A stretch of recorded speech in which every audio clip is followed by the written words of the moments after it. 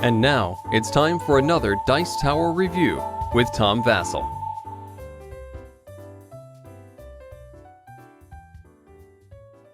Memoir 44, the game that just keeps getting bigger and better. Well, I think it's getting bigger and better anyway, and one of the reasons why especially is the Overlord game. The Memoir 44 Overlord, this is the expansion. You don't necessarily need this. You can buy 2 copies of the original game, but you can buy 1 copy and the Overlord expansion and play Overlord, which allows you to play, instead of with 2 players, all the way up to 8 players.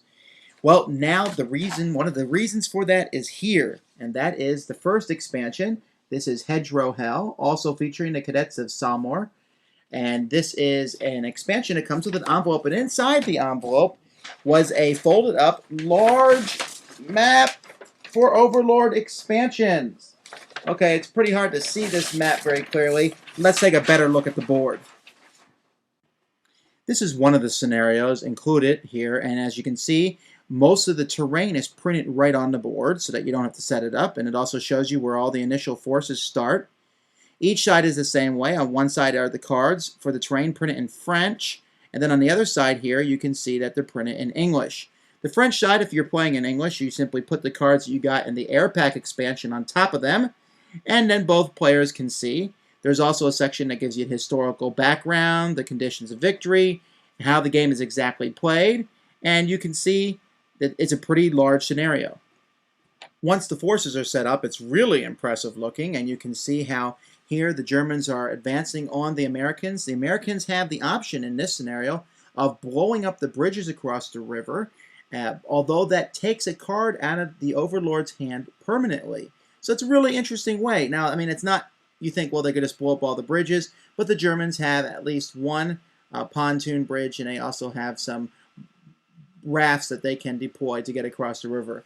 But it's a very fun scenario, very entertaining as you go back and forth. And just looking at that massive horde of Germans marching on the American positions really makes this scenario a lot of fun for me. I actually find the other side of the board even better, but this is a pretty interesting one, especially if you like to play defensive against an offensive force, and you have to make some tough decisions. Which bridges are you going to blow up? When do you blow up the bridges? Do you do it right away and lose cards? Looking at the scenario on the other side here, Hedgerow Hell, and you can certainly see how this scenario got its name. There are hedgerows everywhere. It's a real pain for the American invader as they're coming in because it's just a really tough defensive position. They have a giant force marching on the Germans. They have a new unit, it's the supply trucks, but yet it's still tough coming in. Both scenarios on both sides of the map are really tough on the invading forces, and yet they're a lot of fun, and look at all that terrain. I'm so glad it's pre-printed because that would take a ton of time to set up. I mentioned the supply trucks, and so here's a picture of them in action. They're colored in a neutral color so that any army can use them. But let's say here they're on the American side. The Americans blow a German tank up. The Germans blow up 2 of the American tanks. It's the supply trucks are given a unit just as if they were infantry. They're treated like infantry for most purposes, except they cannot attack, although they can be attacked. When they move, they are allowed to use a special ability to resupply a unit, which basically lets you take a truck off the board to add a unit of that type back, or take both trucks off to add 2 units of that type back.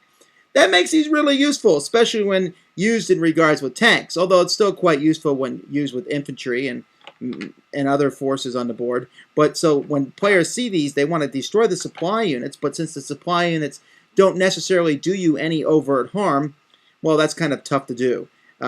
Why go out of your way to get them when these tanks are sitting here shooting you in the face? It's a neat unit, and I hope to see them used in more scenarios.